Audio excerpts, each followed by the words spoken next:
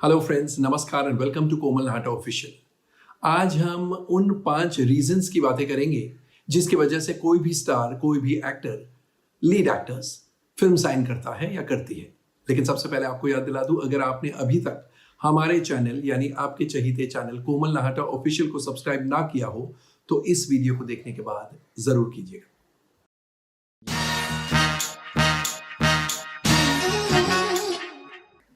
दोस्तों, आप कभी कभी ये सोचते होंगे कि ये फिल्म फलाने फलाने एक्टर ने क्यों साइन की, इस हीरोइन ने इस फिल्म में ऐसी क्या बात देखी कि वो इस फिल्म का हिस्सा बनने के लिए तैयार हो गई।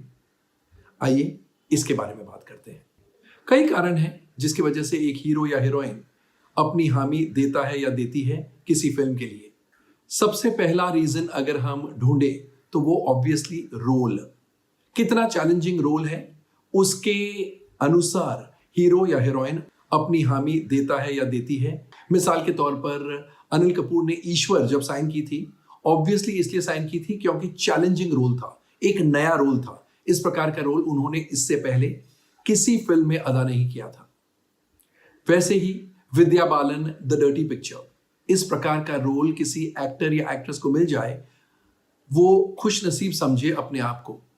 राजी में आलिया भट्ट, दीपिका पादुकोण छपाक में। इनफैक्ट छपाक के कैरेक्टर से दीपिका पादुकोण इतनी इंप्रेस हो गई, स्टोरी से इतनी इंप्रेस हो गई कि उन्होंने ना सिर्फ उस फिल्म में काम किया बल्कि उस फिल्म में प्रोड्यूसर भी बन गई, को प्रोड्यूसर भी बन गई। वैसे ही आमिर खान को दंगल में देख लीजिए। जब आमिर खान ने दंगल की कहानी सुनी, उन्होंने सोचा इतना बूढ़ा बाप, 4 लड़कियों का पिता, मैं ये रोल जरूर प्ले करूंगा क्योंकि कहानी अच्छी है, लेकिन 5-7 साल बाद। लेकिन वो कहानी उन्हें बार बार सताती गई और कुछ ही हफ्तों में उन्होंने प्रोड्यूसर्स को, यूटीवी को वापस बुलाया और कहा ये दिमाग से कहानी बाहर नहीं जा रही है, मैं इतना समय रुक नहीं सकता, चलो हम अभी ये फिल्म बनाते हैं। तो चैलेंजिंग रोल कितना है उस पर निर्भर है और उस पर बेस होती है एक हीरो या हीरोइन की हामी। सेकेंडली, जॉनर, फिल्म का जॉनर क्या है। कभी कभी किसी जॉनर में काम करने की इच्छा किसी एक्टर की होती है और अगर उस जॉनर की फिल्म उन्हें मिल जाती है तो वो मना नहीं कर पाते हैं।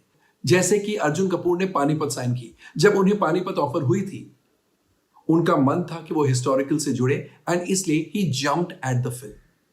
एक और बात है, एक और कारण है जिसकी वजह से हीरो या हीरोइन एक फिल्म के साथ जुड़ने के लिए तैयार हो जाते हैं और वो है पैसा। जी हाँ, आपको यकीन नहीं होगा लेकिन पैसा बहुत इंपॉर्टेंट है। आप सोचेंगे कि स्टार्स के लाइफ में पैसों की क्या कमी है, लेकिन ये जनरली रीजन किसी स्टार के करियर की शुरुआत में लागू होता है।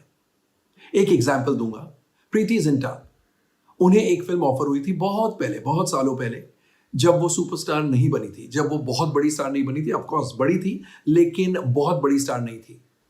उन्हें वो फिल्म नहीं करनी थी क्योंकि उस फिल्म की कहानी उन्हें कम पसंद आई थी। अब कैसे डायरेक्टली मना करे, इसलिए उन्होंने एक ऐसी आड़ी टेढ़ी प्राइस कोट की।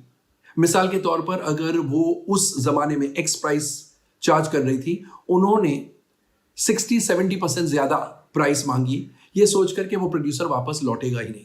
लेकिन उस प्रोड्यूसर और उसके डायरेक्टर को प्रीति जिंटा ही चाहिए थी और इसलिए 2 दिनों बाद वो प्रोड्यूसर लौटे एंड प्रीति को कहने लगे कि यस, हम ये प्राइस आपको देने के लिए तैयार हैं।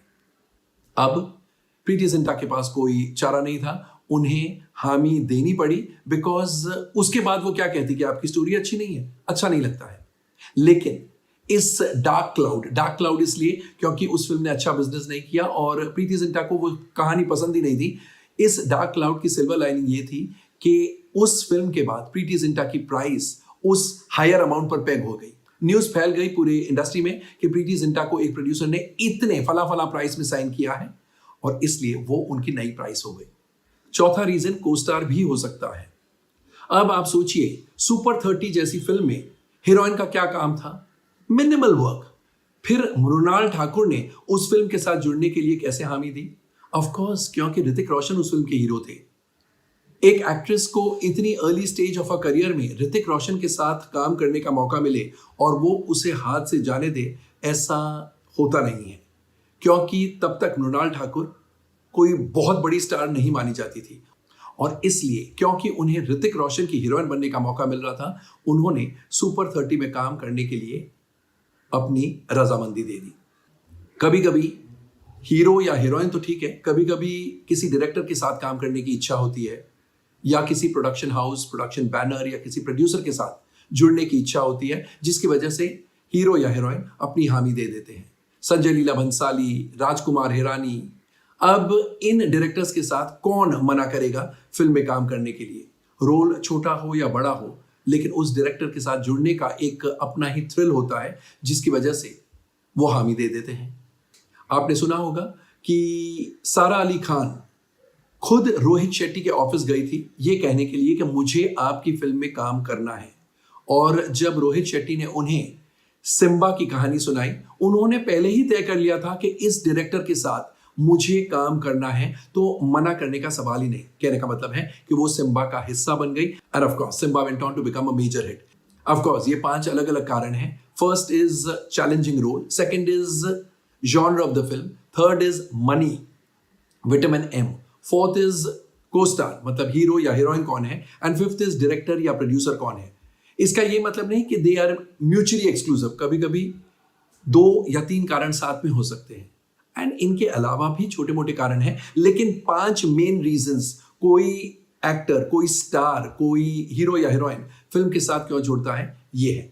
दोस्तों, आपको हमारा ये वीडियो जहां पर हमने 5 मेन रीजंस क्यों कोई हीरो या हीरोइन किसी फिल्म के साथ जुड़ने के लिए तैयार हो जाता है या हो जाती है, उसके बारे में बातें की है, कैसा लगा कमेंट सेक्शन में जाकर अपने कमेंट जरूर पोस्ट कीजिएगा। एंड यस, जैसा मैं इन दिनों हमेशा कहता हूं, stay home, stay safe, stay relevant, and of course, stay tuned. Thank you. Tada.